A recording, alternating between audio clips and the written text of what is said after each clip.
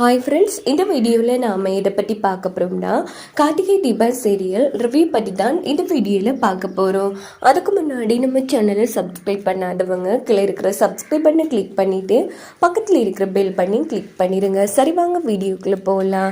இங்கே பார்த்தோன்னா நம்ம ரம்யா ஒரு சாமியாரை ஏற்பாடு பண்ணியிருக்காங்க. கண்டிப்பாக அந்த சாமியார் நம்ம தீபாவுக்கு சொல்ல போகிற பரிகாரமே நீ வீட்டை விட்டு போகணும், அதே மாதிரி உன் புருஷன் வேறு ஒரு பொண்ணை மணக்கணும், அந்த பொண்ணு மூலமாக வர அந்த தாலி தான் அந்த குடும்பத்தையே காக்கும். அதனால இதுக்கு இருக்கிற ஒரே ஒரு பரிகாரம், நீ வீட்டை விட்டு உன் புருஷனை விட்டு போகணும். அப்போதான் உன் அத்தையும் உயிரோட இருப்பாங்க, உன் அத்தையை சார்ந்த மற்றவங்களும் உயிரோடு இருப்பாங்க அப்படின்னு ஒரு மிகப்பெரிய கொண்டு தூக்கி போடுவாங்க.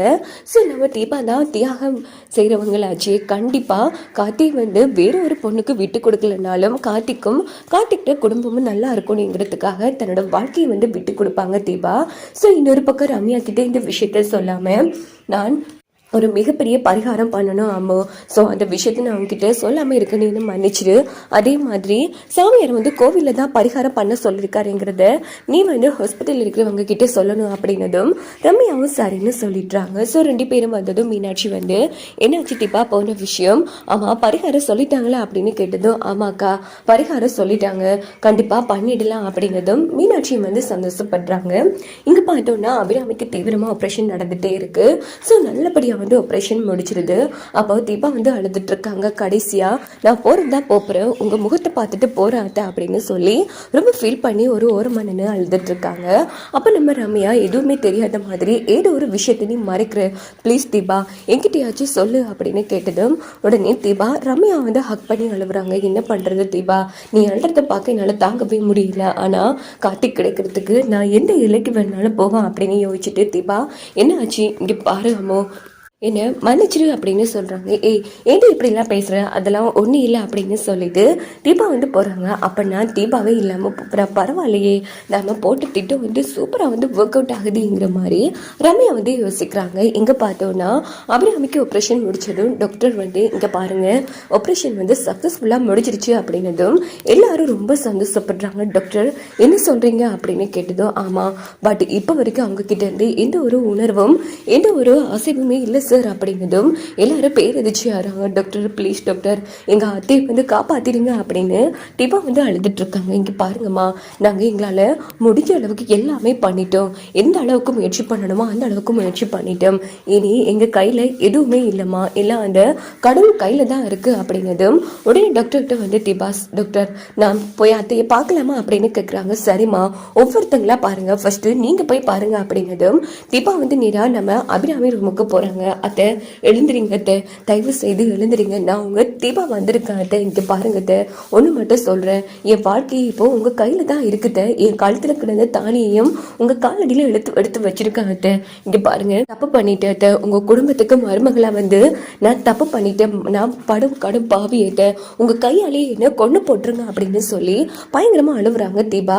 நம்ம அபிராமி மயக்க நிலைமையில இருந்தாலும் அவங்களுக்கு நம்ம தீபா பேசுறது விளங்க ஆரம்பிக்குது. உடனே அபிராமிக்கு கண்ணால மெதுவாக தண்ணி வர ஆரம்பிக்குது. இதை தீபா கவனிச்சுட்டு அத்தை நான் பேசுறத உங்களால உணர முடியுதுன்னு என்னால் நம்ப முடியுது, இங்கே பாருங்க தயவு பண்ணி எழுந்துறீங்க அப்படின்னு சொன்னதும் அபிராமி கிட்ட எந்த அசைவும் வருதே இல்லை. அத்தை நான் பேசுறது உங்களுக்கு விளங்க இல்லையா, சரி அத்தை பரவாயில்ல இருக்கட்டும், ஆனால் நான் யார்கிட்டையும் சொல்லாத ஒரு மிகப்பெரிய விஷயத்த உங்ககிட்ட சொல்ல போறத என்ன உங்களால கேட்க முடியாது, இருந்தாலும் உங்ககிட்ட சொல்ற கடமை நான் சொல்லிட்டு போயிடுறத. நான் இந்த குடும்பத்துக்கு எப்போ காலடி எடுத்து வச்சனோ அப்போல இருந்து தான் இந்த குடும்பத்தில் 1000 பிரச்சனைகள் வந்துச்சுன்னு யோசியர் சொன்னாரு. எப்போ நான் இந்த குடும்பத்தை விட்டு உங்களை விட்டு போறனோ அப்போ தான் இந்த குடும்பமும் நல்லா இருக்கும், நீங்களும் நல்லா இருக்கும்னு சொல்லிட்டாங்க. இப்போதான் புரியுது ஏன் நீங்க இப்போ வரைக்கும் கண்மொழிக்கலன்னு, நான் உயிரோடு இருக்கிற வழியா தான் கடவுள் உங்க உயிரோட விளையாடிட்டு இருக்காரு. நான் இந்த இடத்துலயே இப்போவே இல்லாம போயிடுறத, அதுக்கப்புறமா என் உசிரையாவது நான் உங்களுக்கு கொடுத்துருவேன், அந்த இயமை என்னோட உசிரை எடுத்துக்கட்டுவத, நான் செத்தா மட்டும்தான் உங்களால மீண்டும் வர முடியும்னு யோசிர் சொல்லிட்டாரு. உங்களுக்காக என் உயிரை தியாகம் செய்யறதுக்கு நான் ரொம்ப பெருமைப்படுறேன், தயவு பண்ணி என்ன மன்னிச்சிடுங்க. அது மட்டும் கிடையாது, கார்த்திக் சருக்கு ஒரு நல்ல பொண்ணா பார்த்து நீங்க தான் கல்யாணம் பண்ணி வைக்கணும், தயவு செய்து எழுந்துருங்க அப்படின்னு சொல்லி பயங்கரமா தீபா அழுகுறாங்க. அப்படின்னு பார்த்து அபிராமி கிட்ட சில பல அசைவுகள் தெரியுது.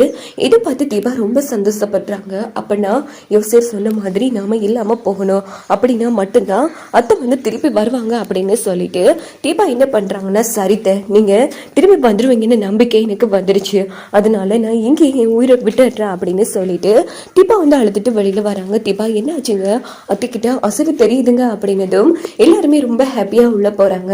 அங்க பார்த்தோம்னா மீனாட்சி வந்து அழுதுட்டே மெதுவா வந்து கண் திறக்க ஆரம்பிக்கிறாங்க. வாவ், மெடிக்கல் இஸ் மிராக்கிள், உண்மையிலேயே நாங்க இவ்வளவோ பண்ணி பார்த்தோம், ஆனா இவங்க கண் முழிக்கவே இல்லை. ஆனா அந்த தீபா என்ன பண்ணாங்கன்னு தெரியலையே அப்படின்னு சொல்லி டாக்டரை வந்து ஆச்சரியப்படுறாங்க. அபிராமி வந்து மெதுவா கண் முழிக்க ஆரம்பிக்கிறாங்க.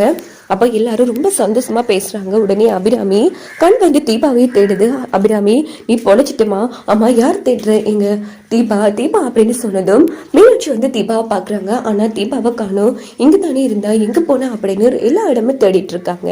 இன்னொரு பக்கம் பார்த்தோம்னா கார்த்தி தீபாவை காணோம் அப்படின்னு சொன்னதும் கார்த்தி வந்து ஹாஸ்பிட்டல் முழுக்க வந்து தீபாவை தேடுறாங்க. தீபாவுக்கு ஃபோன் பண்ணிட்டே இருக்காங்க.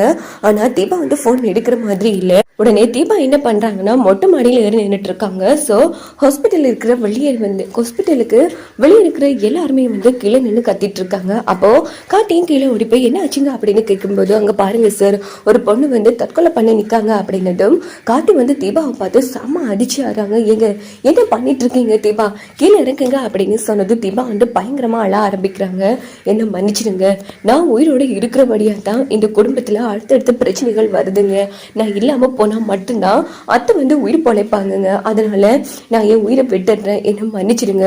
முக்கியமான ஒரு விஷயம், நீங்க இன்னொரு கல்யாணம் பண்ணிக்கணுங்க, என் ஆசைன்னு சொன்னா அது மட்டும்தான் அப்படிங்கிறது. என்னங்க, ஒரு பொண்ணு என்ன தொட்டாலே நீங்க அவ்வளவு கோவப்படுவீங்க, இன்னைக்கு இன்னொரு கல்யாணம் பண்ணுங்க சாரா அதுன்னு பேசிட்டு இருக்கீங்க தீபா. இப்போ நீங்க கீழே இறங்க போறீங்களா இல்லையாங்கிற மாதிரி கேட்டதும், முதல் தடவை உங்க பேச்சு மாரி நான் இப்படி பண்றேங்க, என்ன மன்னிச்சிடுங்க அப்படின்னு சொல்லிட்டு மாடியில இருந்து தீபா வந்து கீழே கொதிச்சிடுறாங்க. இதை பார்த்த கார்த்திக் வந்து இதையே விழுந்த மாதிரி போயிடுது. பயங்கரமா அழுதுட்டு இருக்காங்க. அப்படின்னு பார்த்து கூட்டமே கூடிடுது. அருணாச்சலம் எல்லாரும் ஓடி வராங்க. தீபாவா இப்படி பண்ணா, ஏப்பா இப்படி பண்ணா தெரியலப்பா அப்படின்னு சொல்லிட்டு நேர ஸ்ட்ரக்சர்ல வச்சு உள்ள கூட்டிட்டு போறாங்க. இந்த பக்கம் அபிராமி அழுதுட்டு இருக்காங்க. அப்போ தீபா வந்து கார்த்தி வந்து பயங்கரமா அழ ஆரம்பிக்கிறாங்க. என்ன இவ தீபா இப்படி போனது இந்த மாதிரி துடிச்சிட்டு இருக்கா அப்படின்னு ரம்யா வந்து யோசிக்கிறாங்க. கார்த்தி என்ன ஆச்சு தீபாவுக்கு இப்படி எல்லாம் பண்ணாங்கிற மாதிரி கேட்டது. தெரியல மேம், யாரோ தீபா மனசு வந்து குழப்பி இருக்காங்க, தீபா இப்படி முட்டாள்தனமான காரியங்கள் பண்ணக்கூடிய பொண்ணு இல்ல, யாரோ தீபா வந்து கெடுத்திருக்காங்க அப்படின்னு கார்த்தி வந்து சொன்னதும், ஐயோ நம்ம தான் கண்டுபிடிச்சிடுவானோ அப்படின்னு ரம்யா வந்து யோசிக்கிறாங்க. இன்னொரு பக்கம் நம்ம தீபாவுக்கு வந்து பயங்கரமா ட்ரீட்மெண்ட் நடந்துட்டு இருக்கு. அபிராமி கிட்ட இந்த விஷயத்த யாருமே சொல்ல வேணாம்னு சொல்லிடுறாங்க. இன்னொரு பக்கம் கார்த்தியை பார்க்கணும் அப்படின்னு சொன்னது. உடனே கார்த்தி வந்து தீபா வந்து இப்படி ஒரு சூசைட் பண்ண விஷயத்த சொல்லாமலே மறைச்சு நின்று அந்த இடத்துல அழுகையை அடக்க முடியாம வந்து கார்த்தி, ஏன்னா தீபாவை உடனே பார்க்கணும்ப்பா, தீபாவை வர சொல்லு அப்படின்னதும், ஆமா தீபா வந்து உங்களுக்கு வேண்டுதல் பண்றதுக்காக கோவிலுக்கு போயிருக்காங்கம்மா, கொஞ்சம் நேரத்தால வந்துருவாங்க அப்படின்னதும், இல்லப்பா நீ அவளை போய் எப்படியாச்சும் கூட்டிட்டு வா, ஏமா இப்படி பதட்டப்படுறீங்க, இங்க பாருப்பா இன்னைக்கு நான் கண் முழிச்சிருக்கிறேன்னா அதுக்கு காரணம் என் புள்ள தீபா தாப்பா, அவ என்கிட்ட என்னெல்லாம் பேசினா தெரியுமா, நான் உணர்வு இல்லாம இருந்தாலும் அவ பேசின ஒவ்வொரு வார்த்தையும் என் காதுல ஒழிச்சிட்டே இருக்குப்பா, அவளால தான் நான் இன்னைக்கு கண்ணே முழிச்சிருக்கா அப்படின்னதும், அம்மா எனக்கு புரியல அப்படின்னதும், யாரும் ஒரு யோசியர் வந்து தீபாவோட மனசை வந்து குழப்பிருக்காருப்பா, அவளோட உயிர் போனாதான் நான் பொழைச்சு போயின்னு சொல்லியிருக்காருப்பா, எங்க தீபா தப்பான முடிவு எடுத்துருவாளோன்னு பயமா இருக்கு, பிளீஸ்ப்பா போய் தீபாவை கூட்டிட்டு வா அப்படிங்கிறதோ. சரி சரிம்மா, நீங்க டென்ஷன் ஆகாம நீங்க பதட்டப்படாதீங்கம்மா, நீங்க ரெஸ்ட் எடுங்க, நான் போய் தீபாவை கூட்டிட்டு